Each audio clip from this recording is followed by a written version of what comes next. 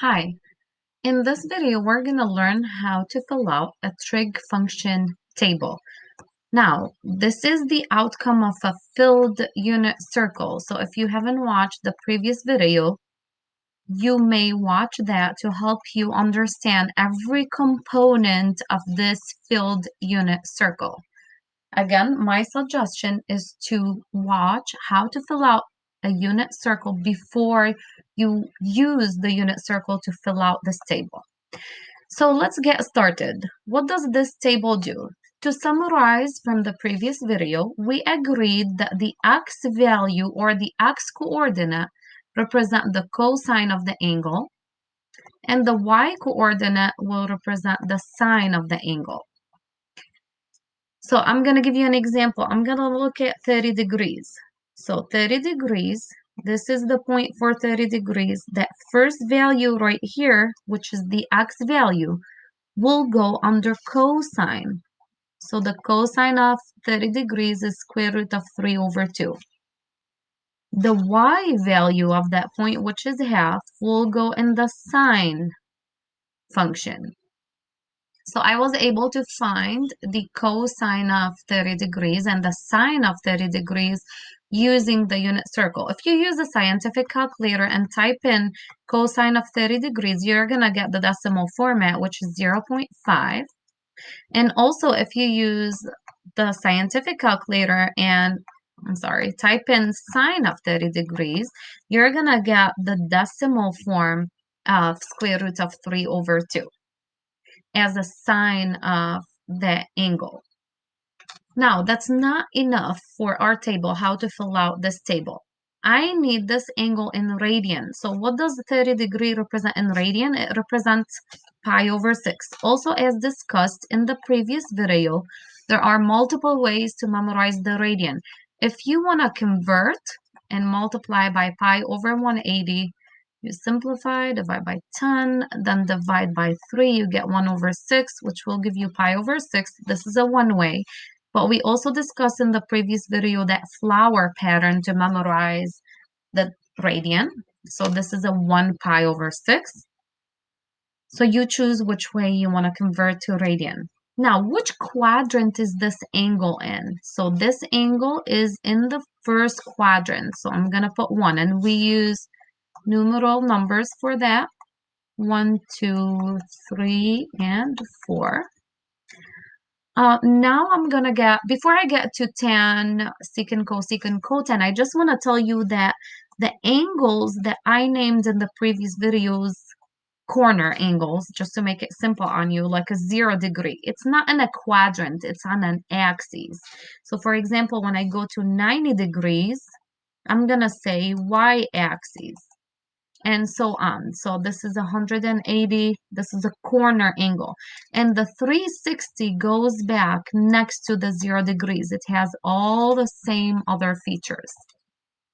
I know if you just type in this online, you're going to find a ton of keys to this. That's not what I'm looking for. You're going to must show work for this assignment. So how do we find tan? And I'm going to erase here in the corner just to use it as our draft. We find tan using sine over cosine. Tan equals sine over cosine. And I think I put that in one of the hints right here. I gave you an example. And I also put the xy. So x is cosine and y is sine. So that's what we just discussed. Oh, I see now the hint of tan equals sine over cosine.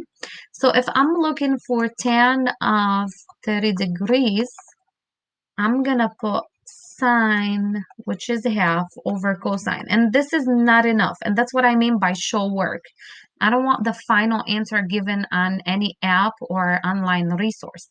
I'm going to have to show work on how to divide those fractions. And to divide two fractions, we must keep, change, flip, which means we keep the top fraction, we change the division into multiplication, and we flip the second fraction. So it will be 2 over square root of 3. The nice thing about multiplying fractions is that we can simplify across, and I'm left with 1 over square root of 3. But again, this is not the answer I'm looking for. That's why it says all answers must be rationalized. This is not rationalized, and rationalized mean I'm not allowed to have a radical on the denominator. So I'm going to take this answer, I'm going to multiply it by square root of 3 over square root of 3, because that helps me get square root of 3 times square root of 3, which is just a 3. Square root of 3 squared. That way we can eliminate the square with the square root and be left with 3. So here's the rationalized answer. You can see how much work I had to do with one tan. So if you count the angles, this is how much work I need to see for tan. Not inside the table. You can use the back of it to show work. Otherwise, this assignment will not be accepted if you just go like this. You can type in the final answer or write it in the cell in the table, but all this work, show work, I need to see it. Now, let's go back to cosecant, and I put all those hints to remind you. C with S, it's 1 over sine. So I show work on the side, it's 1 over sine, 1 over half, and 1 over means just flip it, so it'll be 2 over 1, so just 2. Secant is 1 over cosine, and you can see that if I use a different color, it will help. So I'm going to put 1 over square root of 3 over 2, which simply means flip it. When I flip it, I see a radical on the denominator. I'm not allowed to have that. I'm going to rationalize.